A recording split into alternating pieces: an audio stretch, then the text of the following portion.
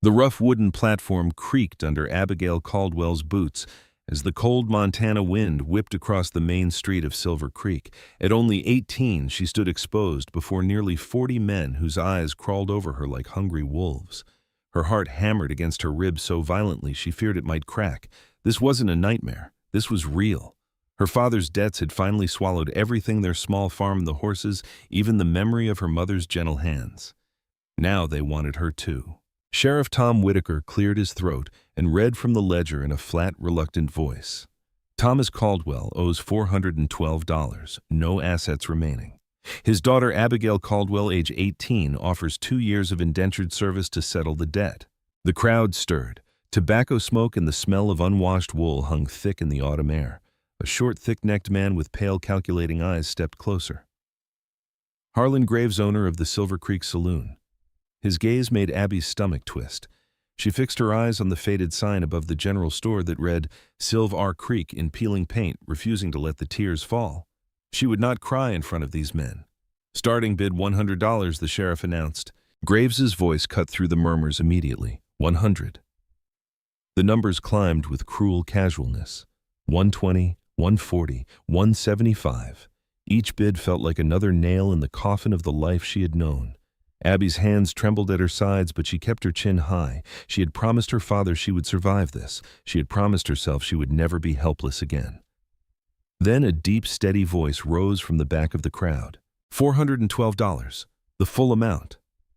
A hush fell over the street. Abby's gaze snapped toward the speaker. He was tall and broad-shouldered, wearing a weathered brown coat and a hat the color of storm clouds. His face was lined by years of hard sun and wind, his dark beard touched with early gray. Elias Whitaker. She had heard the name, a widower who kept mostly to his ranch in the foothills. Graves's face twisted in displeasure. You can't just— I can and I will, Eli said quietly, his voice carrying the weight of a man who rarely needed to raise it. Pay the debt in full. Close the ledger. The sheriff looked visibly relieved. Sold to Elias Whitaker for $412. Abby stepped down from the platform on unsteady legs. Within 40 minutes, she had packed her few belongings into 2 worn carpet bags. Her father met her at the door of their small cabin, his shoulders slumped, eyes red-rimmed with shame. Abby, girl, he whispered, pulling her into a thin embrace. I'm so sorry. Don't, she said softly, breathing in the familiar scent of wood smoke and tobacco. Just get well. I'll write when I can. Outside, Eli's wagon waited solid, well-kept, pulled by 2 strong, dark horses. He loaded her bags without a word, then helped her up onto the bench. As they rolled out of Silver Creek, the dying frontier town shrinking behind them, Abby stole glances at the man who had just bought 2 years of her life. The grasslands stretched wide and golden under the late October sky, the Rocky Mountains rising blue and jagged in the distance. For nearly an hour, neither spoke. Only the steady clop of hooves and the creak of wagon wheels filled the cold air. Finally, Eli broke the silence, his voice low and even. You can ask whatever you're thinking, Miss Caldwell. Abby turned to study him. His profile was strong, his hands steady on the reins. Why did you pay the full debt? You could have had me cheaper. He kept his eyes on the road. Because I don't like half measures, and I didn't like the look in Graves's eyes. A long pause stretched between them. I have 2 children, he continued. Twins, 6 years old. They've driven away every woman I've hired in the last 2 years. I need someone who can't easily walk away, someone patient. Abby felt a chill that had nothing to do with the northern wind. And you think buying a girl at auction makes me that person? Eli glanced at her. Then his eyes a deep, tired brown. I think you look like someone who's already survived more than most. I'm hoping you're tougher than you look. The wagon climbed gently toward the foothills. Whitaker Ranch appeared in the distance, a solid 2-story timber house with wide porches, a large barn, and cattle dotting the pale grass. Smoke rose from the chimney, but the place carried an unmistakable air of loneliness. As they drew closer, Abby's stomach tightened with a new kind of fear. She had left behind everything she knew. Now she was riding toward an uncertain future with a stranger and 2 grieving children who had already broken other women. Yet somewhere beneath the fear, a small, stubborn spark flickered to life. She was here. She was alive. And whatever waited inside that house, she would face it with her eyes open and her spirit unbroken. The wagon rolled through the ranch gate just as the first cold flakes of autumn snow began to drift down from the iron-gray sky. The wagon rolled to a stop in front of the solid two-story timber house, just as the first delicate snowflakes began to swirl in the gathering dusk. Abigail Caldwell sat stiffly on the bench, her hands folded tightly in her lap. The heavy wool blanket Eli had given her earlier still wrapped around her shoulders. The ranch looked sturdy and well-maintained, with a wide front porch, stone chimneys on both ends, and a large barn standing proud behind it. Cattle dotted the pale grasslands beyond, but the place carried a quiet heaviness, as if it had been holding its breath for too long. Eli climbed down first and offered her his hand. She took it briefly, feeling the callous strength there, then stepped onto the frozen ground. He unloaded her 2 carpet bags without ceremony and carried them up the porch steps. The front door opened before he reached it. A broad, practical-looking woman in her 50s stood there with her coat already buttoned, a wool shawl draped over her shoulders. Martha May Dobson regarded Abby with sharp but not unkind eyes. "You must be the new girl," May said, her voice carrying the no-nonsense tone of someone who had seen too many come and go. "I'm May Dobson. I've been watching the twins these past few afternoons." Eli gave a small nod. "May, this is Abigail Caldwell. She'll be staying with us." May's gaze swept over Abby, taking in her youth, the faded blue dress, and the quiet determination in her posture. Younger than I expected. And prettier. That might make it harder. She stepped aside to let them enter. "The children have had their supper. Lucas ate fine. Grace spilled hers on purpose and said it was an accident. I left a plate for you both in the kitchen." The house smelled of wood smoke, cooked beans, and something deeper, an undercurrent of neglect that came not from dirt, but from absence. The entryway was dim but clean enough, with coats hanging on hooks and small boots lined up unevenly below. A faint chill lingered in the corners despite the fire burning in the main room. "Grace." Lucas Eli called, his voice low but carrying authority. "Come meet Miss Caldwell." Silence stretched for a long moment. Then the soft shuffle of feet sounded from the hallway. 2 small figures appeared in the doorway. They were strikingly beautiful, with dark hair like their father's and fine, delicate features that must have come from their mother. 6 years old, yet their eyes held a weight far beyond their years. Grace stared directly at Abby, her expression guarded and assessing. Lucas kept his gaze on the floorboards, one hand clutching the edge of his sister's sleeve. "This is Miss Abigail Caldwell," Eli said simply. "She's going to help around the house and with you two." Grace's dark eyes narrowed slightly. "Like the others, not like the others," Abby said, before Eli could respond. She crouched down slowly, bringing herself closer to their level despite the awkwardness of her dress. "My name is Abby. I know the others left. I'm not planning on doing the same, but I understand why you might not believe that yet." Lucas glanced up briefly, and his eyes, the same deep brown as his father's, filled with a quiet wariness that tugged at Abby's heart. Grace, however, remained unmoved. They all said that at first. Grace replied, her small voice surprisingly steady. Then they left anyway. Eli shifted uncomfortably but said nothing. May cleared her throat. "I'll be heading home now. Good luck to you, Abby. You'll need it." She gave Eli a meaningful look before stepping out into the cold. After May left, Eli showed Abby to her room at the end of the upstairs hallway. It was small but neat, a narrow bed with 2 thick quilts, a chest of drawers, and a single window facing east. She noticed immediately that the surfaces had been carefully dusted, even the corners. Someone had prepared this space with quiet thoughtfulness before he even knew who would be coming. "The outhouse is behind the barn," Eli told her from the doorway. "I'll have one of the hands bring up water in the morning. Breakfast needs to be ready by 6 for the ranch hands. The twins eat at 7. Abby nodded, taking it all in. "And the children, what do they like? What don't they like?" Eli seemed faintly surprised by the question. "Grace is particular about food. No carrots in stew. Eggs are usually safe. Lucas, he doesn't say much." He paused, rubbing the back of his neck. "They've been through a lot since their mother passed 2 winters ago.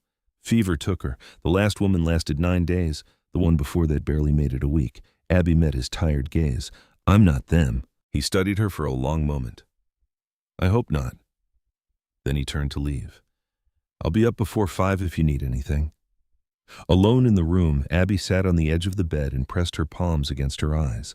The firmness of the mattress, the weight of the quilts, the faint scent of cedar from the drawers, all of it felt foreign. She was no longer in Silver Creek. She was no longer standing on that platform under the hungry stares of strangers. But she was still not free. Downstairs, the house settled into evening quiet. She could hear the soft murmur of Eli's voice speaking to the twins, though she couldn't make out the words. Later, when the children had gone to bed, she made her way to the kitchen and found the plate May had left. She ate mechanically, tasting little, then washed the dishes out of habit. The ranch hands, two quiet men named Cal and Dietz, had come and gone earlier, offering her brief, polite nods but saying little. They knew better than to ask questions about where the new help had come from. That night, after the house had grown still, Abby lay in the narrow bed staring at the dark ceiling. The wind whispered around the eaves, carrying the promise of a long Montana winter. She thought of her father alone now, in whatever temporary shelter he could find. She thought of Harlan Graves's cold eyes, and the way the bidding had climbed like a game these men played with her life. But mostly she thought of the two small children sleeping down the hall. Grace with her armor already firmly in place, Lucas hiding inside his silence. They had lost their mother. Their father was drowning in work and grief, and now they had her a stranger bought to fill the empty spaces. A tear slipped down her cheek, then another. She let them fall silently into the pillow. She had cried enough on the wagon ride to know it changed nothing. When the tears slowed, she began making her mental list the way she had since her mother died. The bed is warm. The room is clean. Eli paid the full debt when he didn't have to. The children are hurting, but they are still here. I am still here. She whispered the last part to herself like a promise. I am still here. Outside, the snow fell thicker now, blanketing the ranch in soft white. Abby closed her eyes, exhaustion pulling her under. Tomorrow she would wake before dawn and begin the work she had been sold to do. She didn't know if she could reach those two wounded children, or if the lonely rancher would ever see her as more than a solution to his problems. But she knew one thing with bone-deep certainty: she would not break easily. Not here, not for anyone. As sleep finally claimed her, the east window began to glow faintly with the approach of morning. A new day waited on Whitaker Ranch, cold, uncertain, and filled with the quiet possibility of something more than survival. The days that followed blurred into a steady rhythm of hard work and careful watching. Abigail rose each morning at 5:15, well before Eli, moving quietly through the large kitchen with its cast-iron stove and hanging copper pots. She baked biscuits the first morning, golden and flaky the way her mother had taught her. When Eli appeared at 5:40, he paused in the doorway, surprise flickering across his weathered face at the warm scent filling the room. "You didn't have to start so early," he said, pouring himself coffee from the pot she had already set on. "I know," Abby replied simply. She placed a plate of biscuits in front of him and sat across the table with her own cup. The silence between them felt comfortable rather than strained. He ate without comment at first, then nodded once. "These are good." That small acknowledgement carried more weight than it should have. The ranch hands Cal and Dietz arrived shortly after and accepted the food with polite thanks, though their eyes held quiet curiosity about the new young woman in the house. Abby kept her head down and her hands busy. Grace and Lucas presented the real challenge. The little girl watched her like a hawk, noting every difference from how things had been done before. Mrs. Adler always strained the milk before putting it in the pitcher, Grace announced on the third morning, perched at the kitchen table with her arms crossed. Abby wiped her hands on her apron. "Then I'll strain it if it matters to you." She held out the cloth without demanding. Grace hesitated, then slowly handed it over. It was not warmth, but it was not outright war either. Lucas was different. He barely spoke and had perfected the art of disappearing. Abby found him on the fourth day, sitting in the hayloft of the barn, knees drawn up, staring at nothing. Instead of calling him out, she simply sat nearby on a bale of hay and remained quiet. The barn cats wound around her legs, purring. After a long stretch of silence, Lucas spoke. "You're going to leave too." Abby scratched a gray cat behind the ears. "I might. But not because of you or your sister, only if I can't find a way to belong here."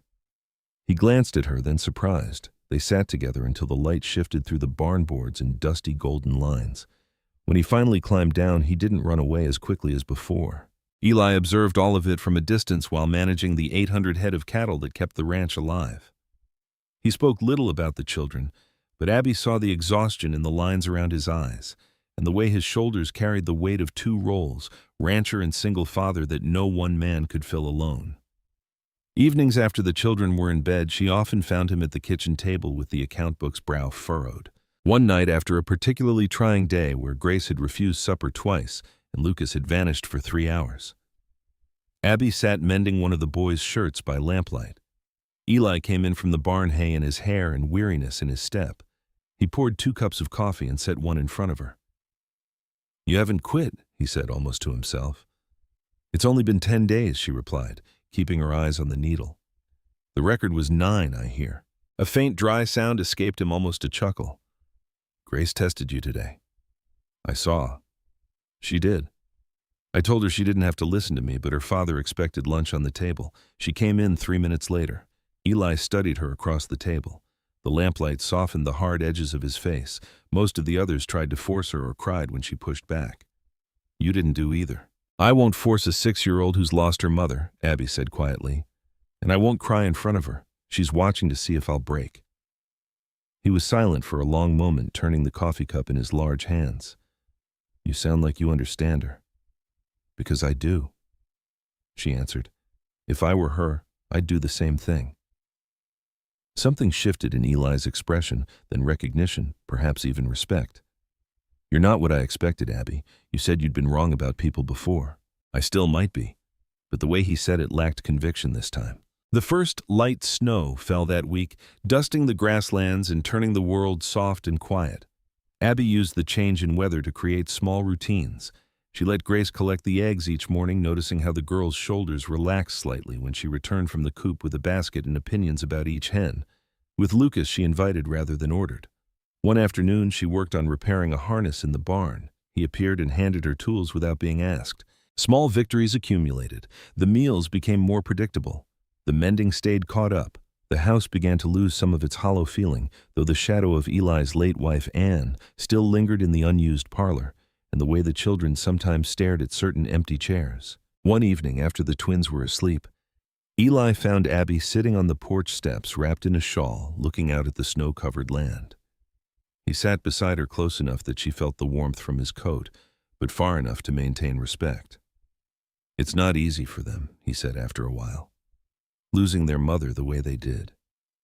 I wasn't here when the fever took her. I was out with the herd. By the time I got back—" His voice trailed off. Abby nodded. "You're doing the best you can with what you have. I thought hiring help would fix it. But they need more than help. They need—" He didn't finish the sentence. "Someone who stays," she said softly.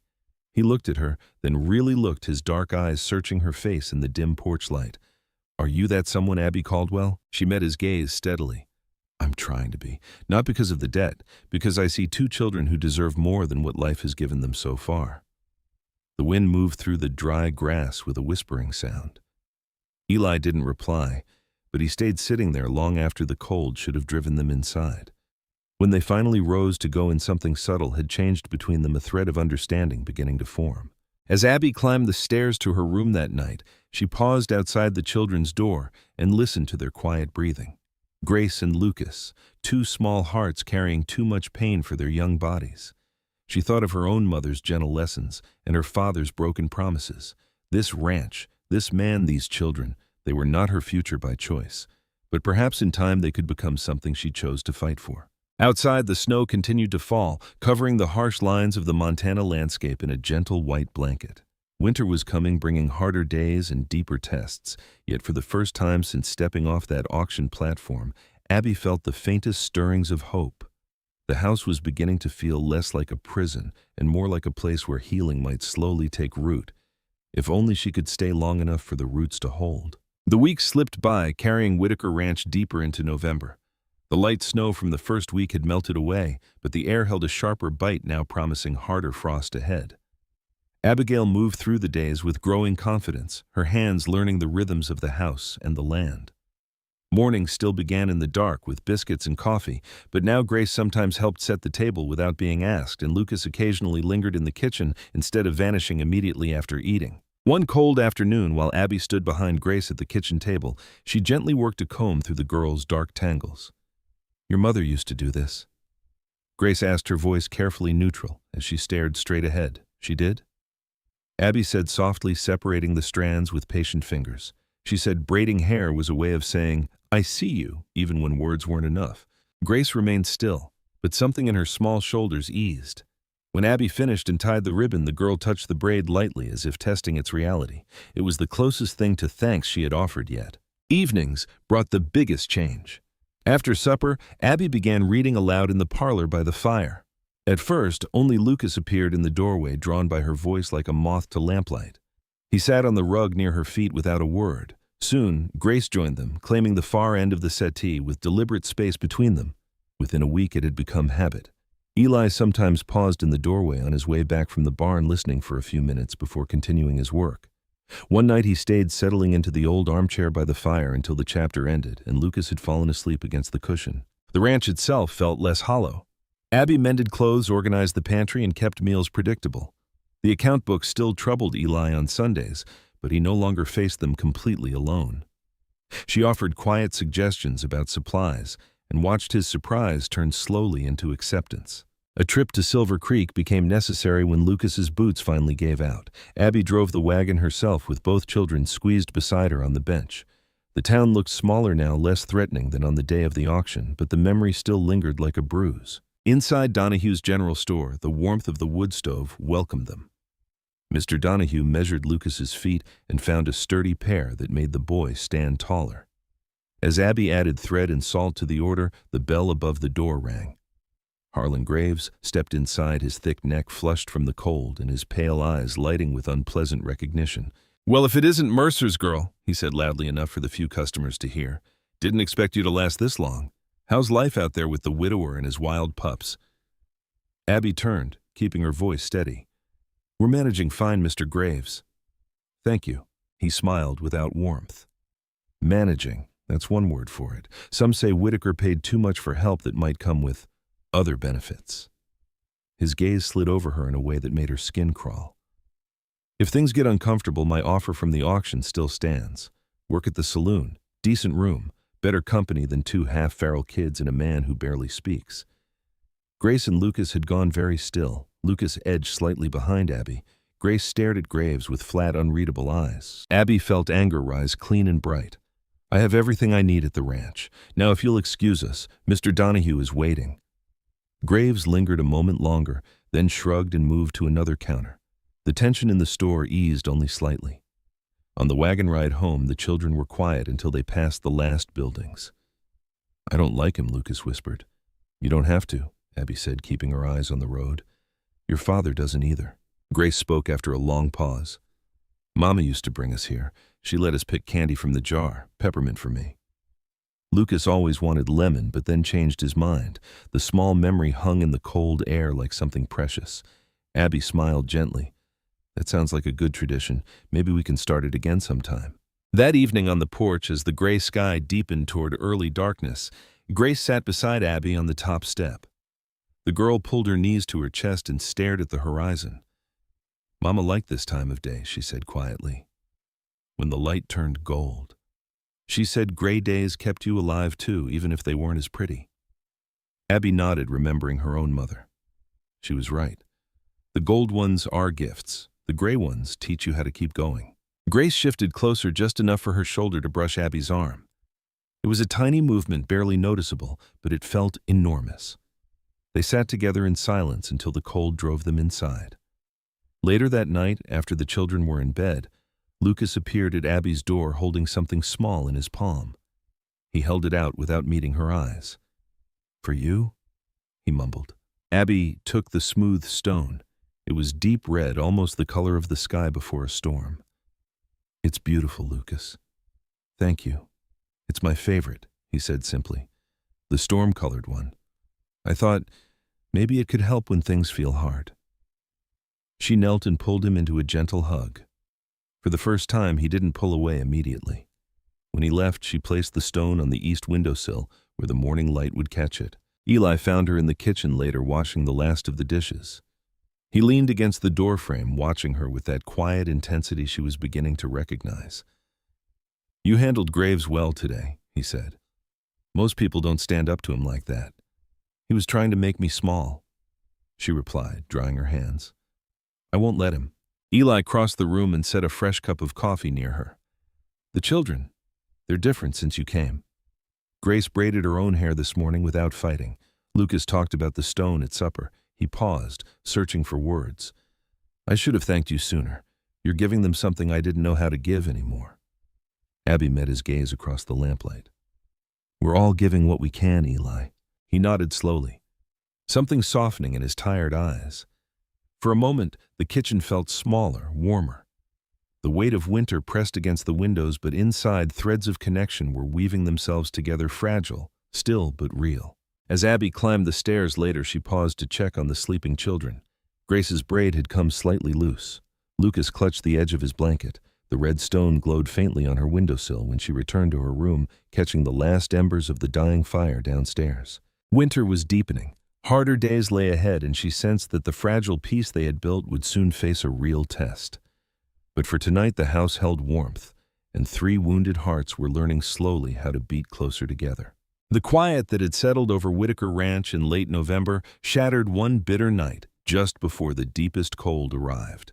Abigail woke suddenly in the dark, heart already racing before her mind caught up. A low, continuous murmur came through the wall from the children's room. Not words, but the restless sound of a small body fighting something fierce. She lit the lamp with steady hands and hurried down the hall. Lucas lay tangled in his blankets, his face flushed and damp. When she pressed her palm to his forehead, the heat shocked her. He was burning. "Lucas," she whispered, keeping her voice calm as she brushed damp hair from his eyes. His own eyes were half open, but unfocused, tracking shadows on the ceiling that weren't there. His breathing came too fast, too shallow. Abby moved quickly but deliberately. She fetched cool water from the kitchen, not ice cold, and began bathing his face, neck, and wrists. Grace stirred in the same bed they still shared, blinking awake with the sharp awareness of a child who had learned early that sleep could be interrupted by whistle. "Is he dying?" Grace asked, her voice small but steady in the lamplight. "No," Abby said firmly, though. Fear clutched at her throat. "He has a fever. Your father has gone for the doctor. Come sit with me. He needs to know we're here." Grace climbed over the blankets without hesitation and pressed close to Abby's side. Together they worked Abby, cooling Lucas's skin. Grace talking to him in a voice that wavered only slightly. She told him about the red stone on the windowsill, about the hawk they had seen last week, about how he still owed her from their last argument over lemon candy. The words tumbled out, half scolding, half pleading, the most vulnerable Abby had ever heard her. "He can't leave," Grace whispered during a lull, her small hand gripping Abby's sleeve. "He's my brother. He can't. He won't." Abby promised, though she had no right to.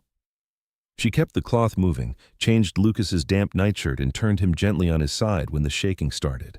The convulsions terrified her more than the heat, but she held him steady, murmuring nonsense about barn cats and morning eggs until the tremors passed. Hours stretched. The house creaked around them in the freezing night. Abby's arms ached, her eyes burned with exhaustion, but she didn't stop. Grace stayed pressed against her, offering what comfort a 6-year-old could give. In those long, dark hours, something unbreakable formed between them. The sound of hooves finally cut through the quiet just before dawn. Eli burst through the door with Doc Hennessy, a gray-haired man whose face showed the weariness of too many frontier emergencies. Eli's coat was rimed with frost, his eyes wild with the same fear Abby had seen him trying to bury since the day she arrived. Doc Hennessy worked with quiet efficiency, checking Lucas's pulse and breathing, while Eli stood rigid in the doorway. Abby stepped back but stayed close, ready if needed. After what felt like an eternity, the doctor straightened. "The fever's starting to break," he said. "You did everything right, young lady. Kept him cool, kept him calm. It's not the same sickness that took Anne. This one his body can fight." Eli's shoulders sagged with visible relief. He crossed the room in 3 strides and knelt beside the bed, one large hand resting gently on his son's chest.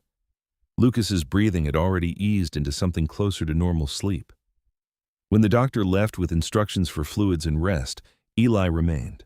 Grace had finally curled up in the armchair and dozed off, exhausted. Abby stood in the doorway watching Eli watch his son. "I sat here 2 years ago," Eli said quietly, not looking at her. "With Anne.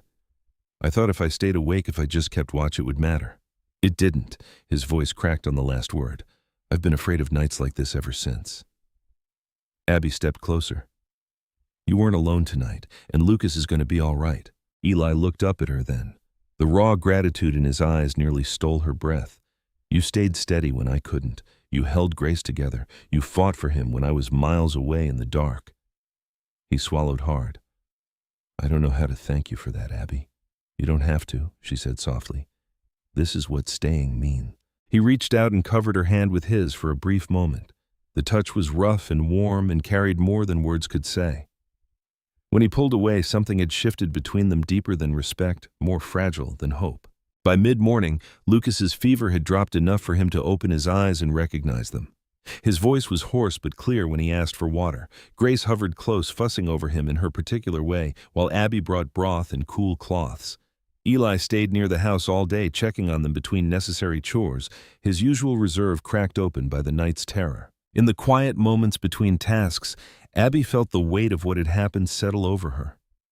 She had not simply cared for a sick child. She had stepped fully into the role of protector for these two wounded souls.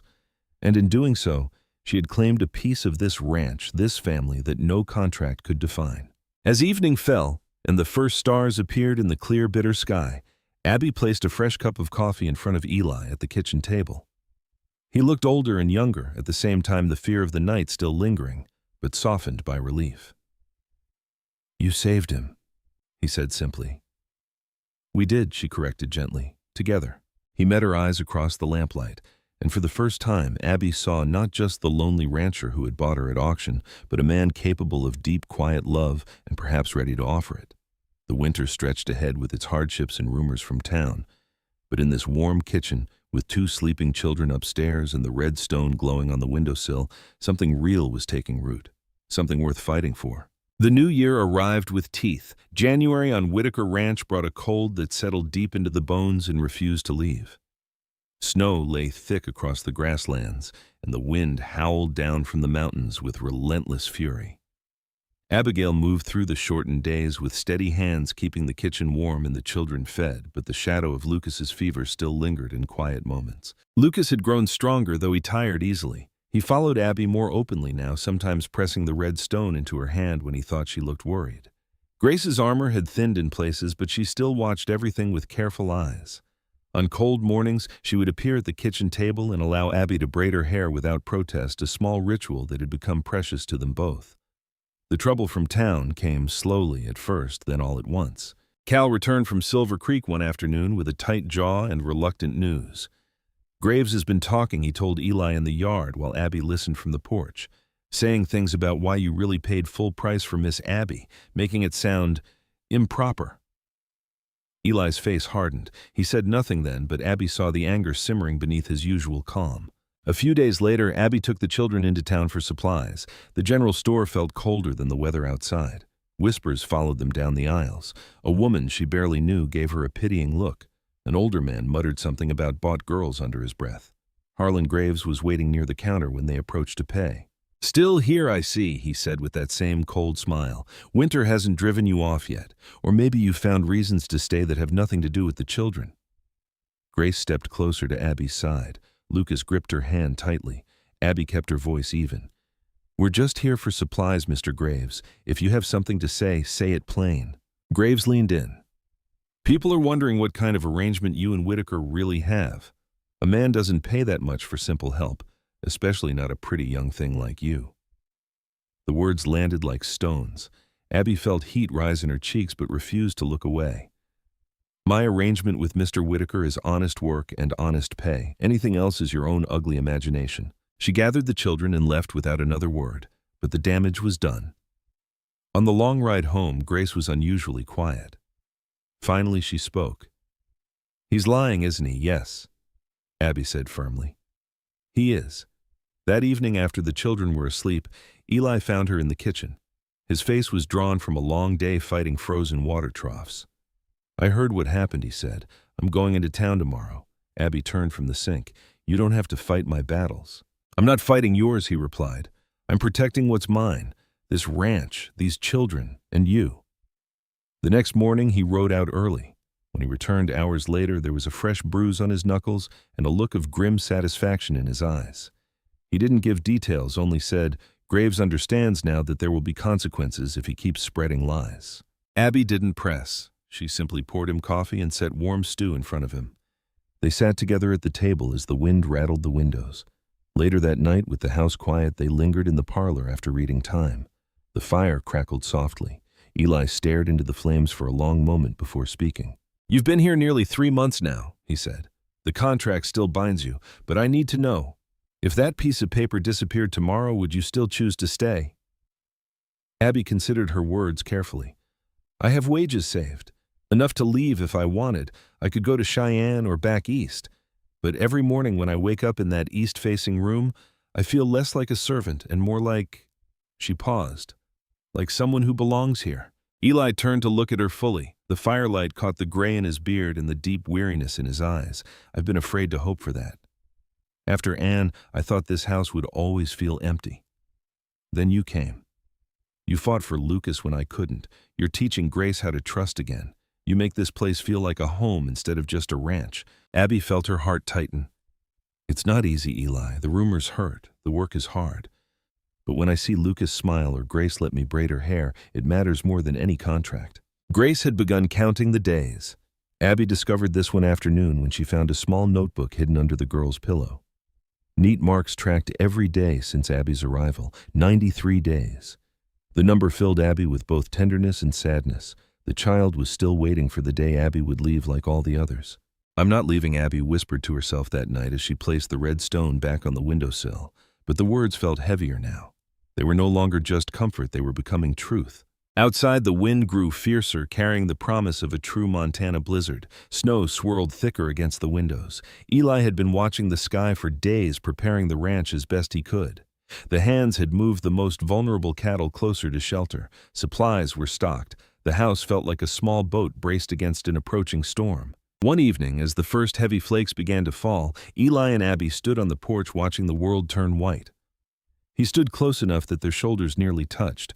"Whatever comes in the next days," he said quietly, "I want you to know something. You're not here because I bought you anymore, Abby. You're here because you chose to stay, and I'm grateful every single day." She looked up at him, feeling the pull of something deep and real between them. The rumors from town still lingered. The winter would test them all.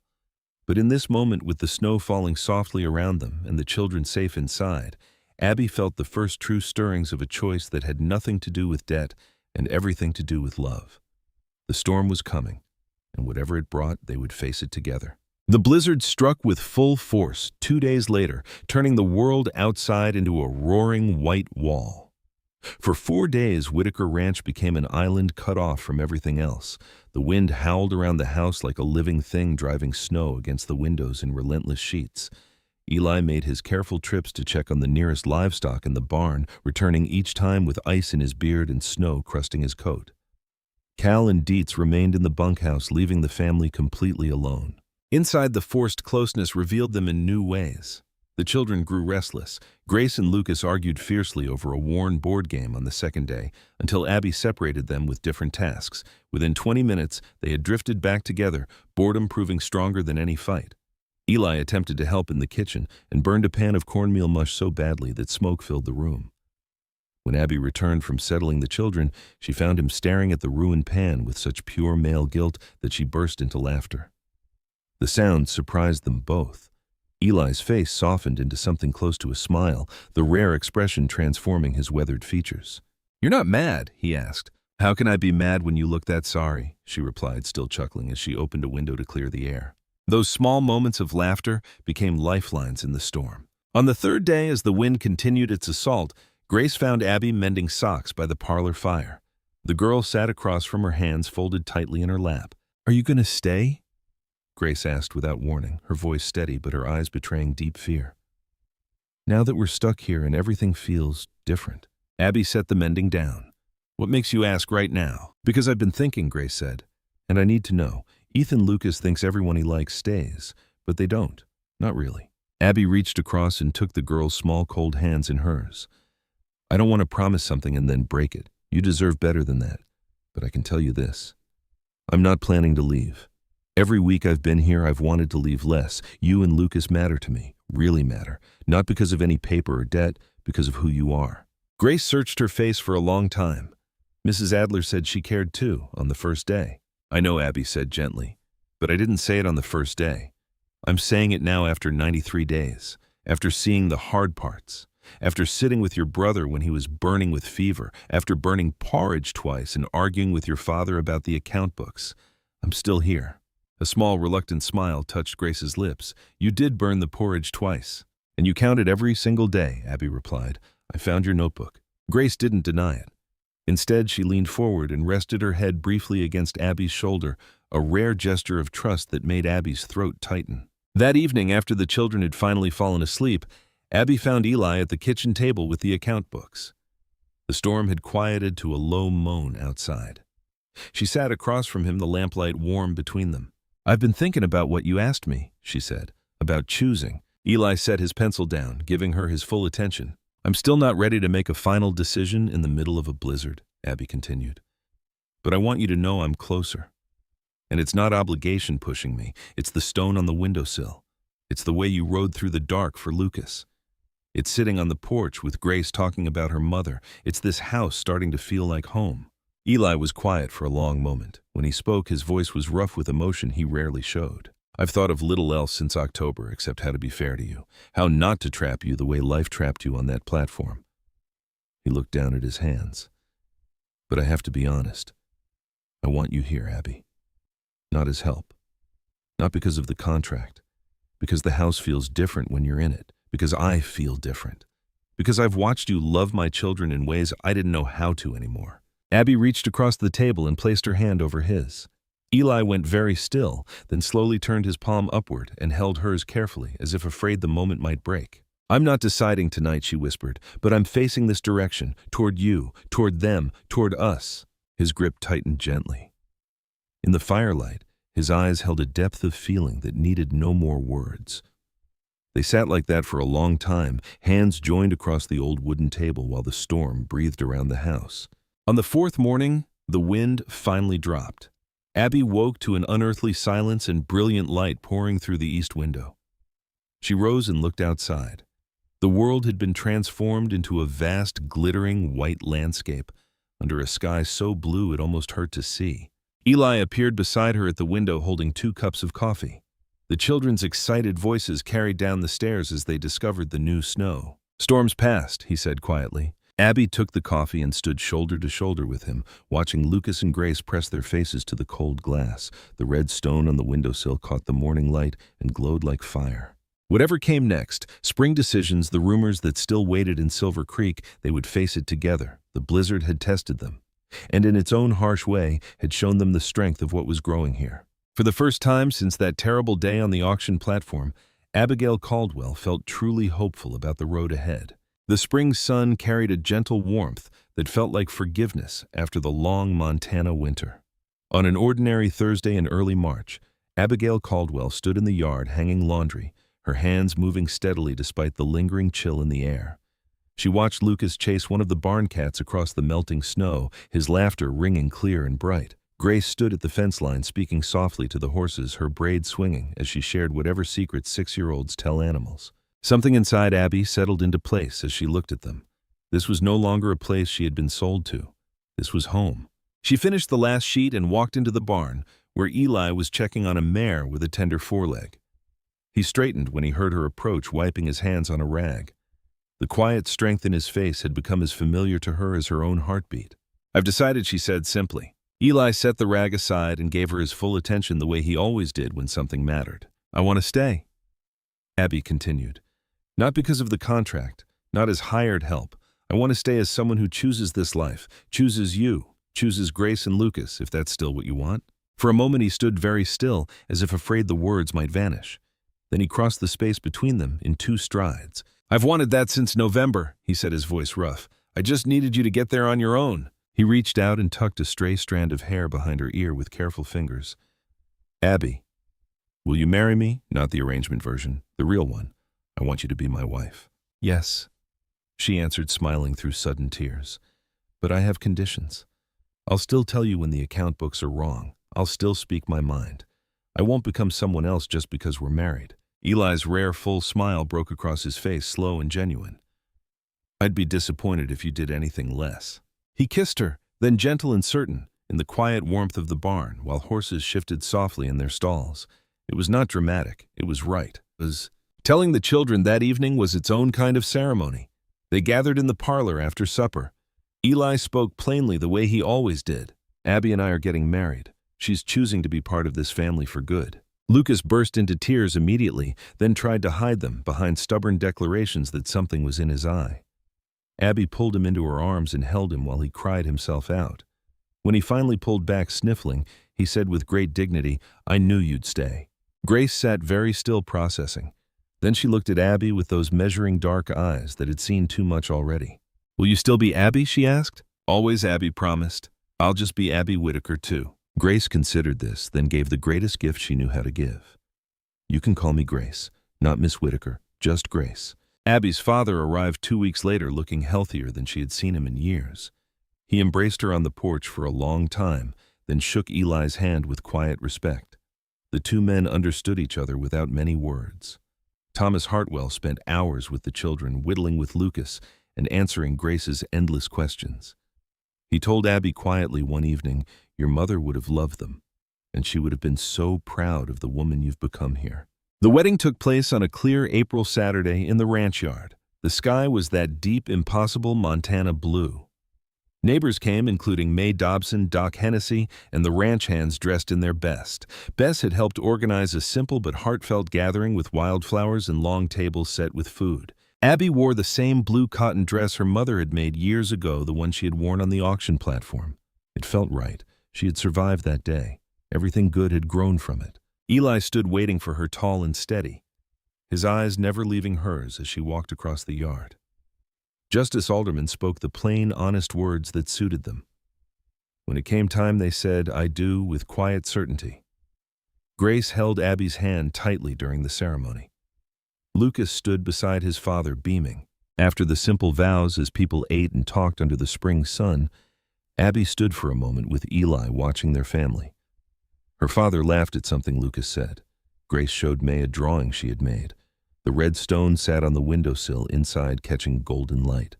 Later that evening, when the guests had gone and the children were finally in bed, Abby and Eli stood on the porch. The land stretched out before them, greening with new grass. The mountains stood watch in the distance. "I was so afraid that day on the platform," she said softly. "I thought my life was ending. Instead, it was beginning." Eli wrapped his arm around her shoulders. "You chose us when you didn't have to. You chose me. I'll never forget that." Abby leaned into him, feeling the solid warmth of the man who had once been a stranger. "We chose each other." Inside the house, the fire burned low and steady. Two children slept peacefully down the hall. A red stone caught the last of the day's golden light on the east windowsill, glowing like a quiet promise. Life on Whitaker Ranch would never be perfect. Winters would come again. There would be hard days and difficult conversations. But they had built something real here, day by day, through tears and fevers and blizzards and quiet mornings. They had chosen one another, and that choice was the strongest thing any of them owned. As the sun dipped behind the mountains, painting the sky in soft gold, Abigail Whitaker closed her eyes and breathed in the cool spring air. She was exactly where she belonged.